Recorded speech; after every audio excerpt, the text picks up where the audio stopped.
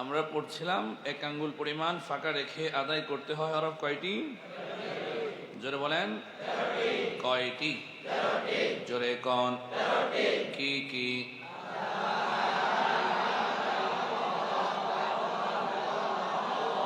হামজা হা আইন হা গাইন খ কফ কাফ লাম নুন রা ক গ। হামজা হা আইন হা গাইন খ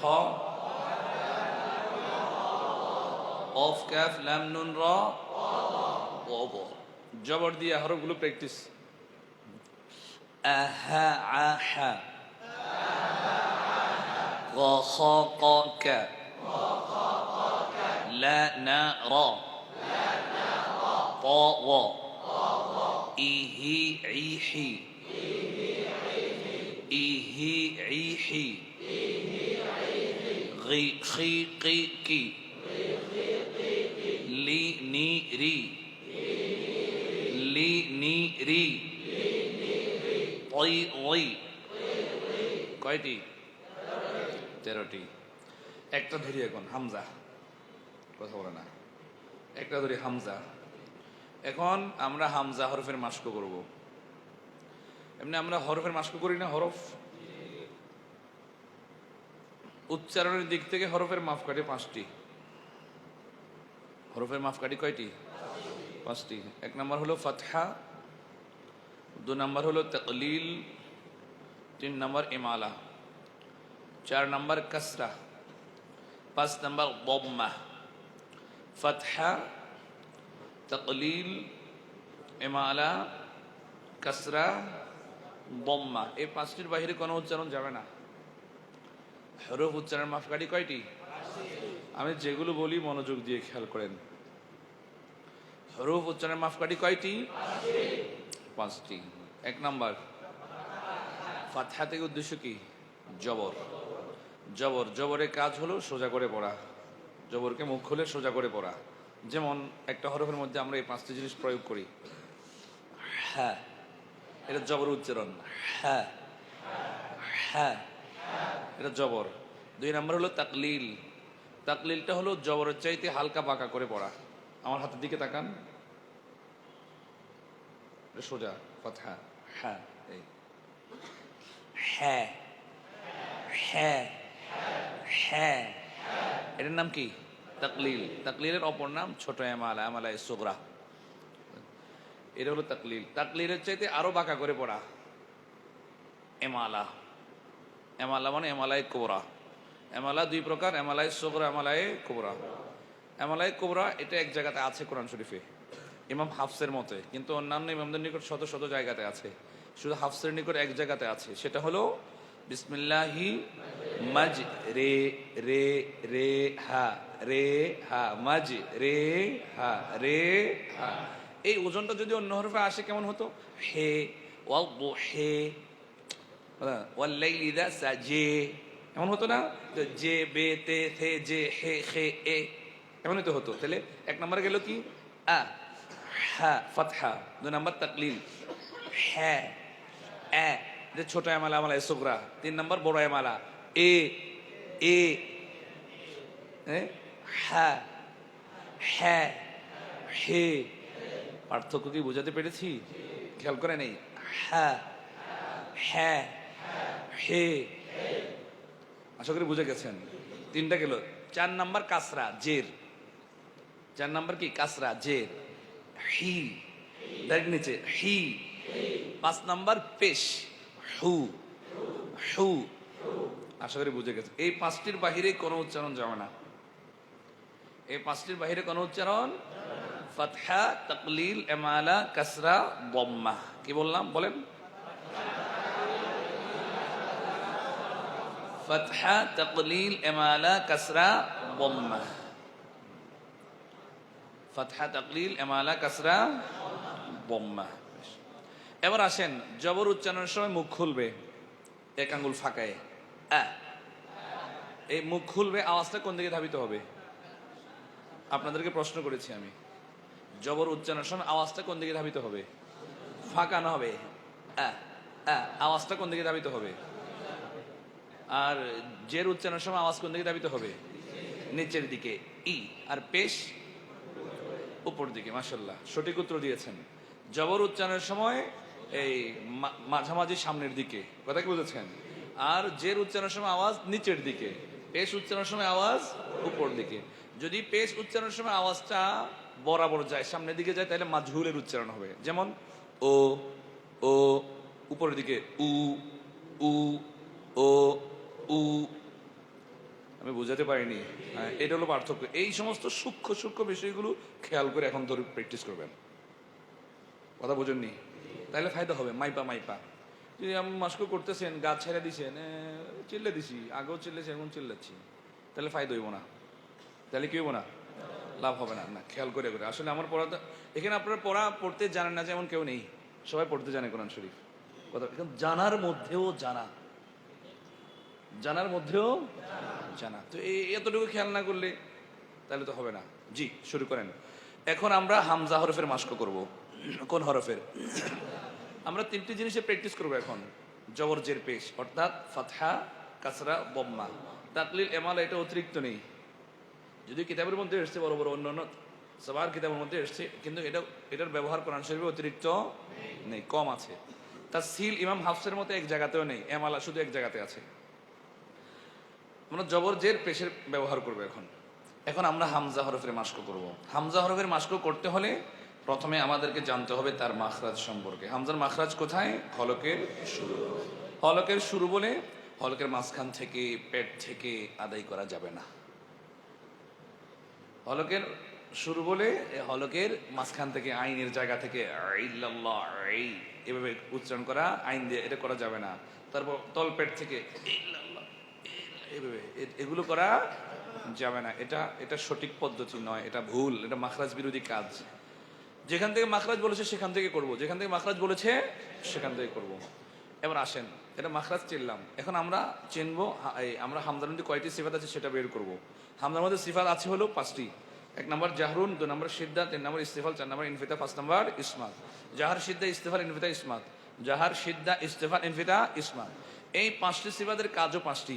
বাতাস বন্ধ সবল, জাহার বলেছে, বাতাস বন্ধ হরফটি সবল, কথা বলে না।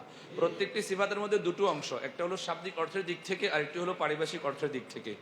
আমরা হামস মানে বাতাস চালু বলি না, আসলে হামস মানে কি বাতাস চালু? নো, হামস মানে বাতাস চালু না, হামস থেকে উদ্দেশ্য বাতাস চালু রাখা।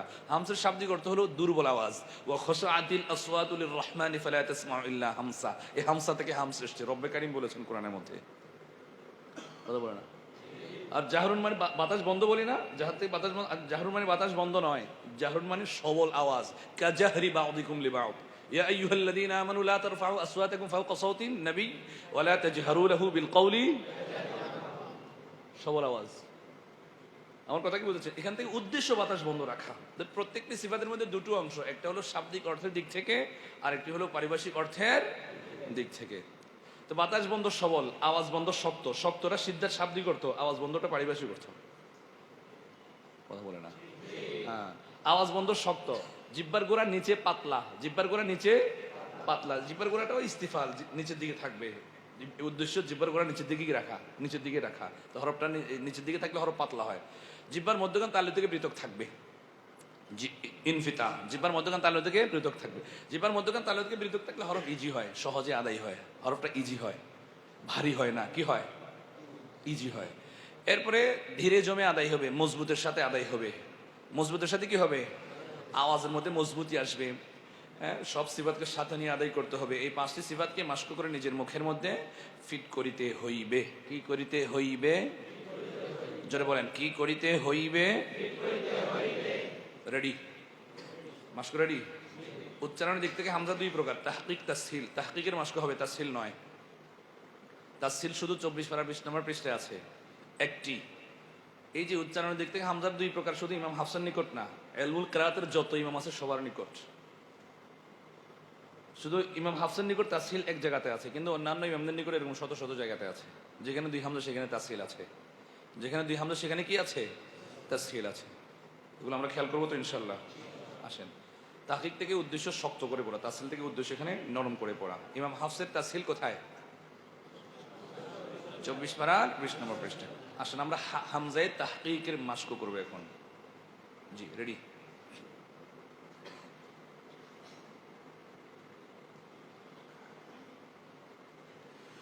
আ আ পেট থেকে যাতে না হয়, হলকের শুরু থেকেই, হলকের শুরু থেকে ওখানে আওয়াজ বন্ধ থেকে শুরু হবে, সিদ্ধার হরফ, তাই আওয়াজ বন্ধ থেকে শুরু হবে। জি, আ ই উ আ ই উ আ ই উ আ আ আ আ আ আ আ আ আ আ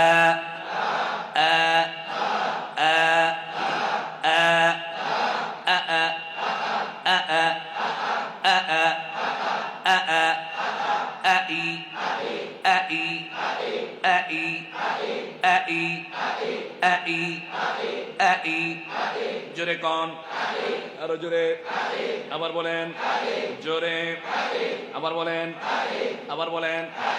এই ঢুলাঢুলি করা যাবে না। আমি দেখছি এই ভাই পেট থেকে আদায় করছি নিয়ে ভেবে পেট থেকে আদায় করছি। আমি তো নিষেধ করেছি, নিষেধ করার পরে কেন করছেন?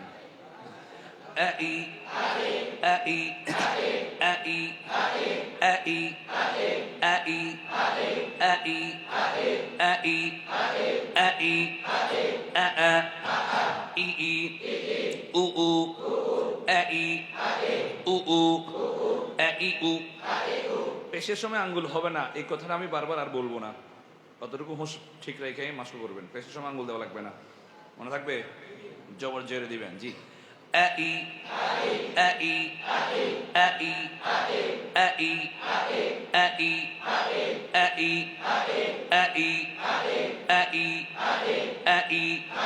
জোরে কন, আরো জোরে, আবার বলেন, আরো জোরে, আবার সবাই একসাথে আওয়াজ তুলে সবাই মিলে, হচ্ছে না, হবে না,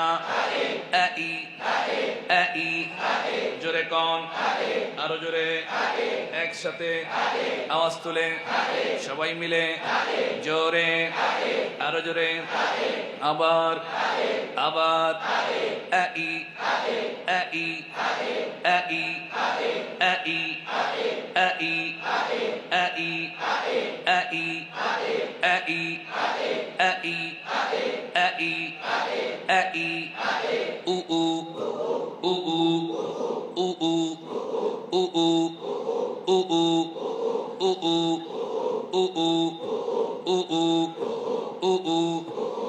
অনেকের মনোযোগ নাই, এটা বোঝা যায় যে আঙ্গুল দিয়ে রাখছে তার মনোযোগ ঠিক নাই। এর এখানে বড়ি আছে, মনোযোগ নাই।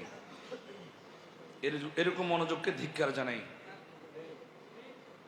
কত বড় মানুষ, তাহলে এতটুকু মনোযোগ, এখানে বড়ি আছে, আপনি অন্য কিছু চিন্তা করছেন। এই চিল্লে দিয়েছে কিন্তু চিন্তা করে অন্য কিছু। এর দেমাগ একসাথে, ব্রেইন, মস্তিষ্কর চিন্তা একদম সব মনোযোগ, জিসিম, বডি, মনোযোগ সব কিছু একসাথে লাগবে। শুধু এমনি তালা তালে চিল্লে লইব। উ উ উ উ উ উ উ উ উ উ উ উ a i u a i u a i u a i u a i u a i u i u a i u a i u a u i a alhamdu উভু এই ফাঁকাটাই তেলাওয়াতে সেট হবে। আলহামদু আইউ আউযু আউযু বিল্লাহি মিনাশ শাইতানির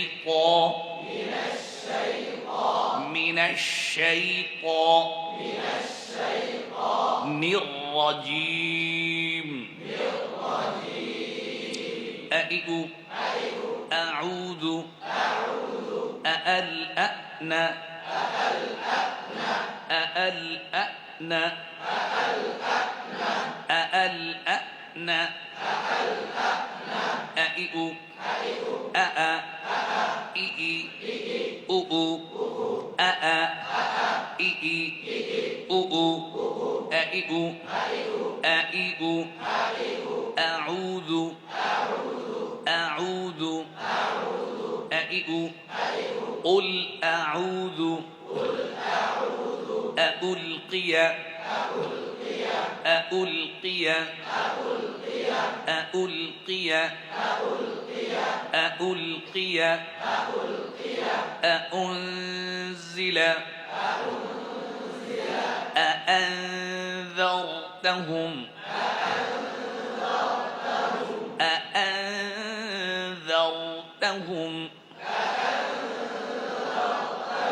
এই রয়ের মধ্যে ঠোঁট গুলোচ্ছে, এটা একটা বদ অভ্যাস। ঠোঁট গুল করা যাবে না। ঠোঁট গুল করলে পেশের দিকে ইশারা হয়, পেশের গন্ধ পাওয়া যায়, ইসমাম হয়। أأنذرتهم أهم أأ أؤ إئ أأ إئ أؤ أئئ أئئ أئئ أأنزلتموه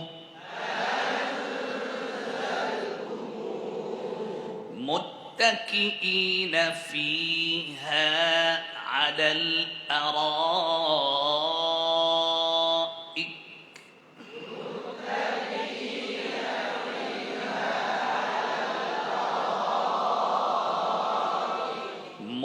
متكئين فيها على الأرائك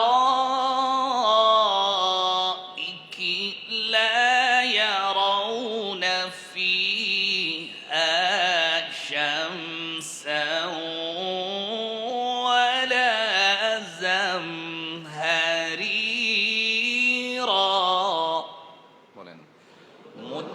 متكئين فيها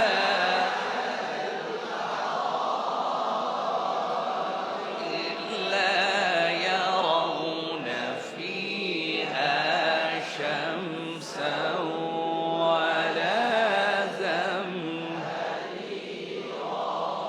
أئئ أأ إئ أؤ أئئ آمن الرسول آمن الرسول آمن الرسول بما أنزل إليه من ربه والمؤمنون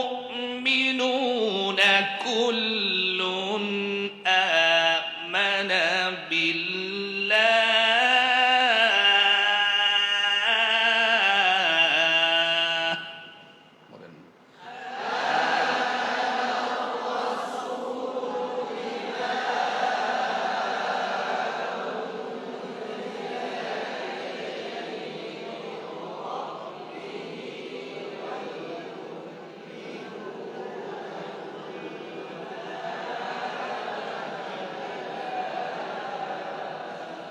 মানে এমন ভাব নিয়ে পড়তেছেন আপনারা, মনে হয় কোরআনটা মনে হয় আপনাদের মুখাফিক্কি, কোরআন ঠেকাই পড়ছে আপনাদেরকে এসে ধরা দিতে। এমন ভাব নিয়ে পড়তেছেন, মানে শরীরে লাগতেছেন আপনাদের পড়া, মানে কোরআন আপনাদের মোহতাজ, আপনারা কোরআনের মোহতাজ না, শরীরে বাড়ে না পড়া। كل آمن بالله وملائكته وكتبه ورسله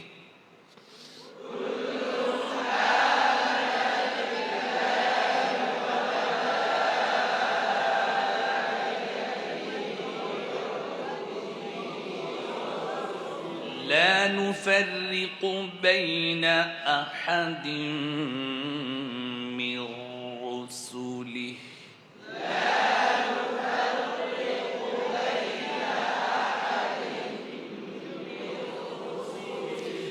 وقالوا سمعنا وأطعنا غفرانك ربنا وإليك المصير.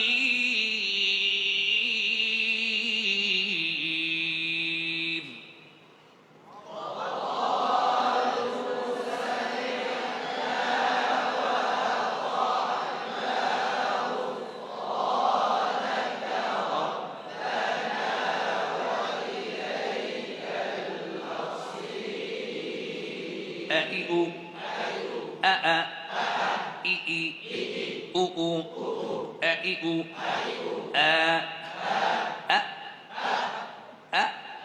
পেটে যাবে কেন, শরীর কাঁপবে কেন, এমন করে কেন?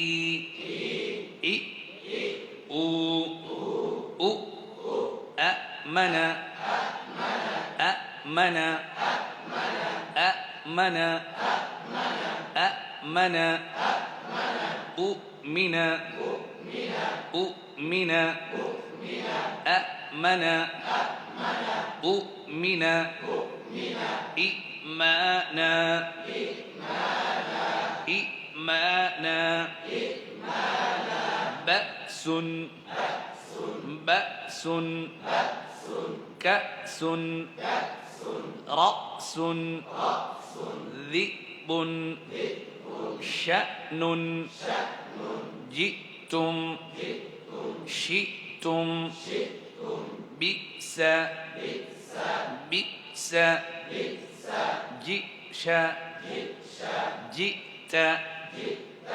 جئت جئت جئت جئت أئئ أأكل يأكل مؤمن يؤمنون الذين يؤمنون بالغيب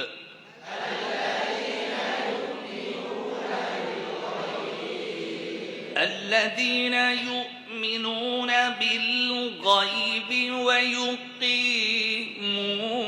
الصلاة ومما رزقناهم ينفقون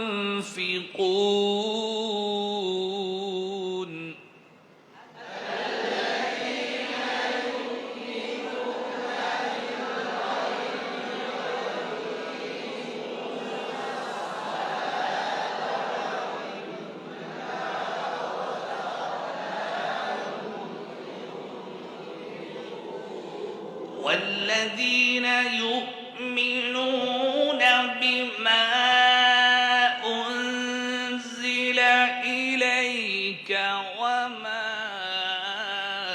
أنزل من قبلك وبالآخرة هم يوقنون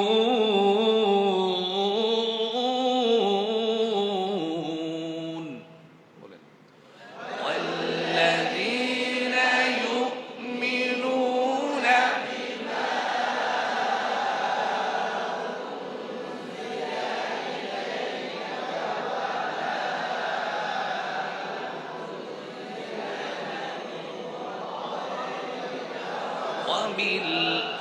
وبالآخرة هم يوقنون أئئ أئئ أئئ أأكل يأكل أمي أمي أمر أمر أئئ أعوذ بالله من الشيطان الرجيم أعوذ بالله من الشيطان الرجيم بسم الله الرحمن الرحيم بسم الله الرحمن الرحيم يا أيها المدثر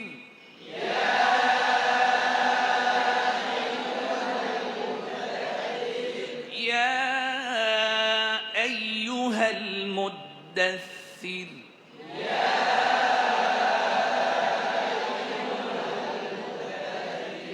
قم فأنذر وربك فكبر وثيابك فطهر والرجز فاهجر ولا تمنن تستكثر ولربك فاصبر فإذا نقر في الناقور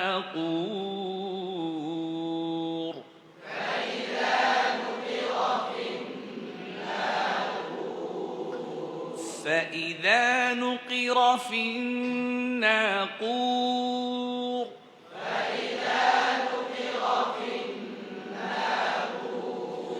فذلك يومئذ يوم عسير يوم عسير على الكافرين غير يسير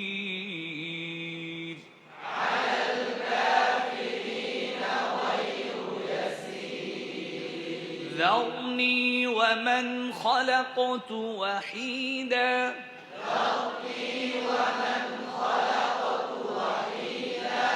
وجعلت له مالا ممدودا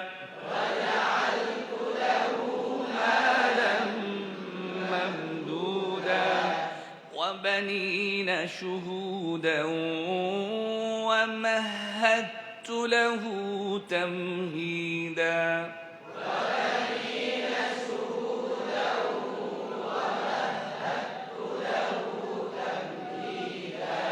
ثم يطمع أن أزيد كلا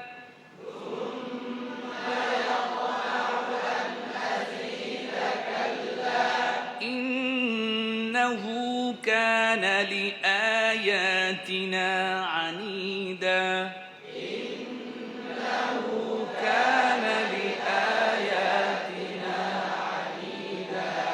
سأرهقه صعودا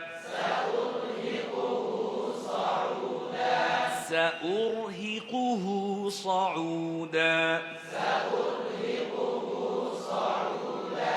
إنه فكر وقدر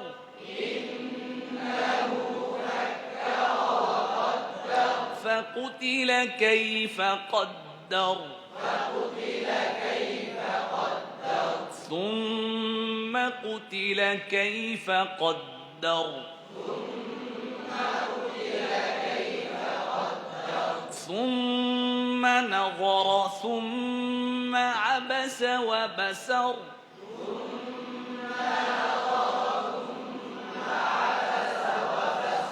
ثم أدبر واستكبر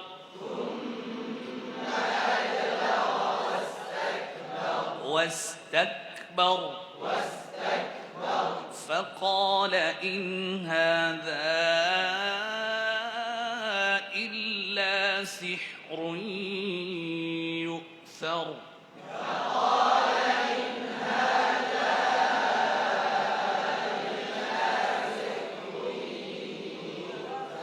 فقال إن هذا إلا سحر يؤثر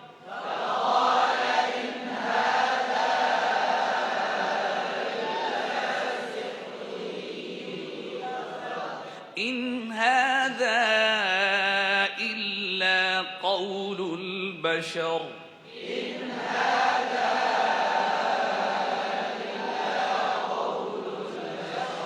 سأصليه سقر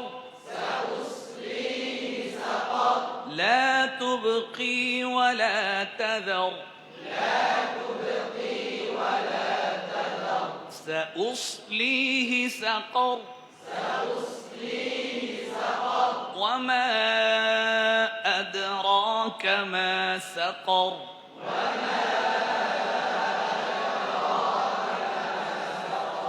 لا تبقي ولا تذر لواحة للبشر عليها 19 عليها 19 لواحة للبشر عليها 19 أئئ أأ إئي أأمن أؤمن إئمانا همزة تسهيل تحقيق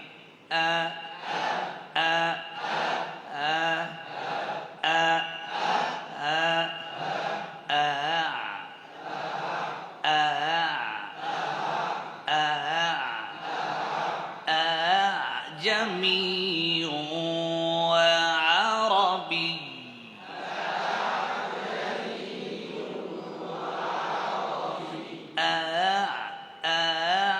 جميع وعربي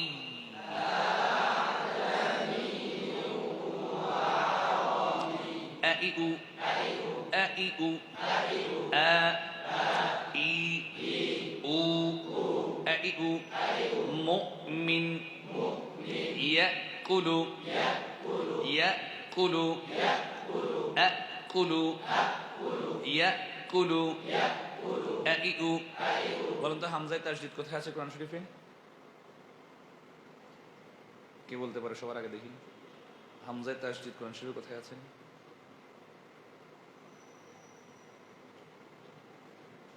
জলদি জলদি জলদি জলদি জলদি। হামজায় তাসদীদ কোরআন শরীফে কোথায় আছে? আমি বলে দেব? কথা বলে না, বলে দেব? হামজায় তাসদীদ হয়েছে এরকম একটি শব্দ কোরআন শরীফে কোথাও নেই। কথা বলে না, কে বললাম বলেন? হামজায় তাসদীদ হয়েছে এরকম একটি শব্দ কোরআন শরীফে কোথাও হামজার পরে হা, হামজার পরে কি হ্যাঁ, মাখরাজ একই, সিফাত ভিন্ন। হায়ের মধ্যে সিফাত কি? হামস রফা ইস্তিফাল ইনফিতা ইসমা। বাতাস চালু দুর্বল, আওয়াজ চালু নরম, জিব্বার গোড়া নিচে পাতলা, জিব্বার মধ্যখান তালু থেকে পৃথক ধীরে জমে আদায়। পাঁচটি সিফাত কি মাস্ক করে নিজের মুখের মধ্যে কি করতে হবে? কি করিতে হইবে? হ্যাঁ, হি, হু, হ্যাঁ, হ্যাঁ, দুই আঙ্গুল ফাঁকা করেন। হা, হা, পরিমাণ ঠিক আছে না ফেটে গেছে? পরিমাণ নষ্ট হয়ে গেছে না? জি। হ্যাঁ, হ্যাঁ, হি, হু, হ্যাঁ হি হু, হ্যাঁ হি হু। ইলা রাব্বিকা মুনতাহাহা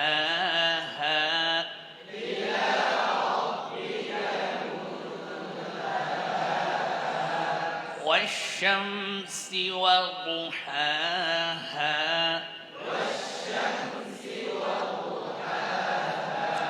والقمر إذا تلاها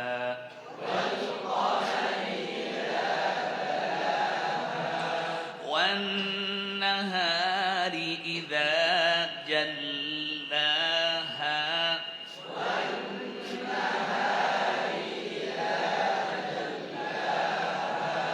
والليل إذا يغشاها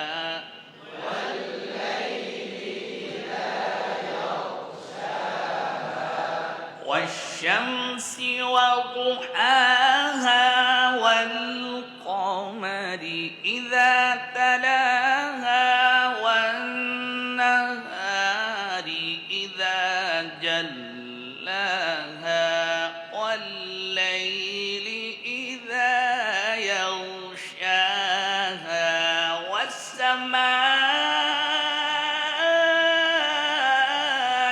وما بناها বলেন والشمس والقمر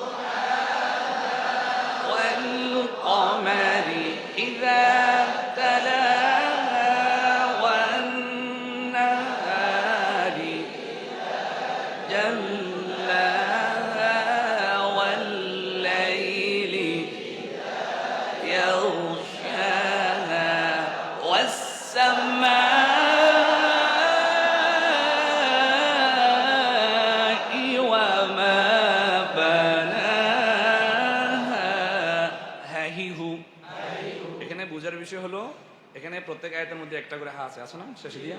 এখন হাকে যদি আপনি পেট থেকে আদায় করেন মাখরাজ বিরোধী কাজ, তাহলে প্রত্যেক হায়ের জন্য একটা করে শ্বাস লাগবে। কথা বলে না, ট্রাই করেন দেখি।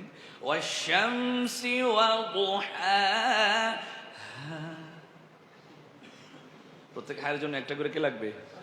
এখন তো একদমে অনেকগুলো বলেছেন, হ্যাঁ হি হু, ওয়াল-লাইলি ইযা ইয়াগশাহা,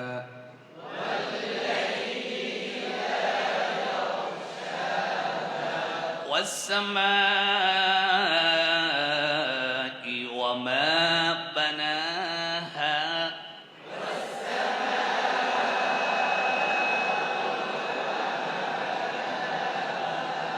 والأرض وما طحاها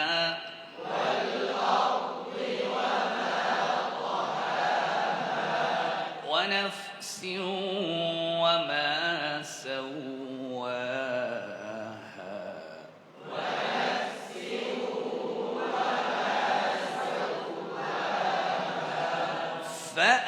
فألهمها فجورها وتقواها قد أفلح من زكاها وقد خاب من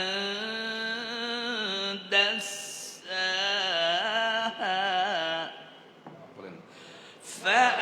فألهمها فجورها وتقواها قد أفلح من زكاها وقد خاب من دساها ها هي هو ها هي هو ها ها هي هي هو هو ها هي هو ها هي إيه هو أهوى أهدى أهوى أهوى أهدى أهدى إهدي أهوى أهوى أهوى أهدى إهدي أهدى إهدي إهدي أهوى أهدى إهدي اهدنا الصراط المستقيم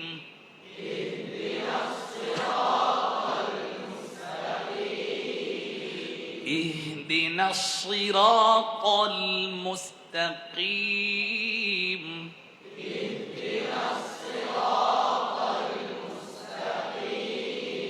هاي هو أهوى أهوى أهوى أهوى أهدى اهدي من أهل الكتاب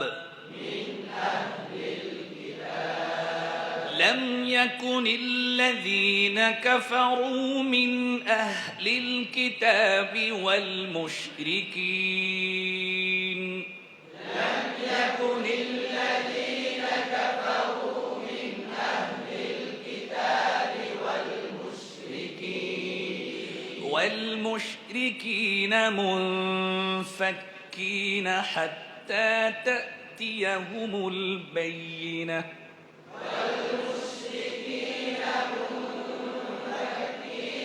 حتى تأتيهم البينة رسول من الله يتلو صحفا مطهرة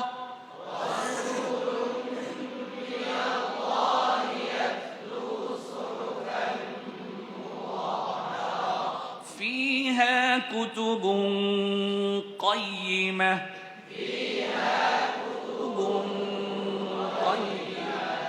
وما تفرق الذين أوتوا الكتاب إلا من بعد ما جاءهم جاءتهم البينة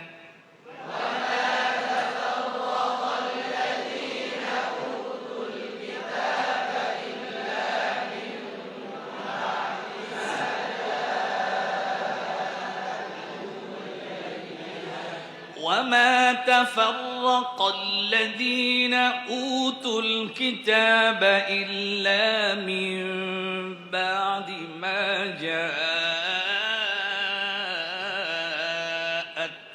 البينة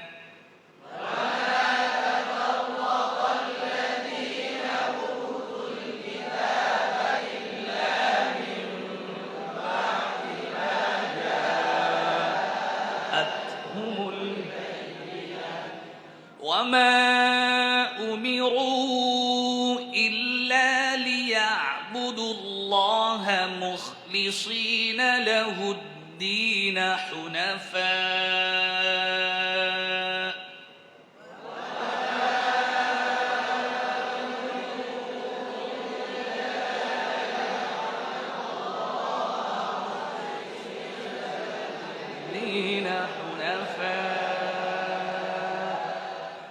حنفاء ويقيموا الصلاة ويؤتوا الزكاة وذلك دين القيمة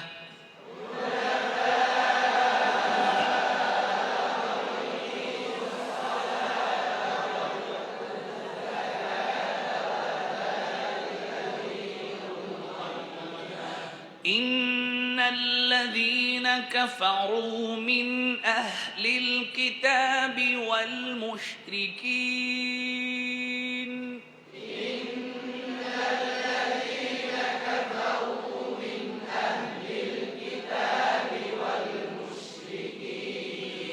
والمشركين في نار جهنم خالدين فيها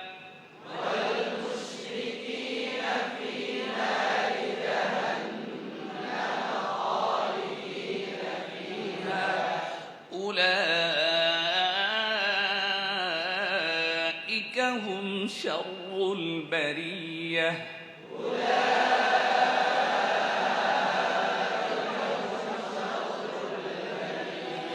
إن الذين آمنوا وعملوا الصالحات أولئك هم خير البرية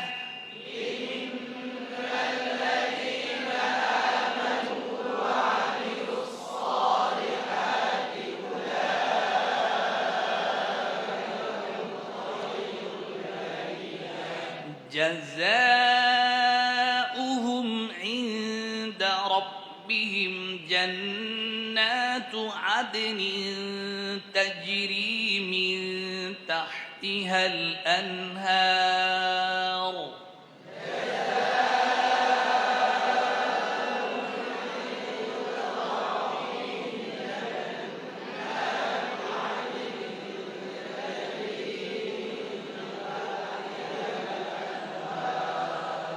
جنات عدن تجري من تحتها الأنهار خالدين فيها أبدا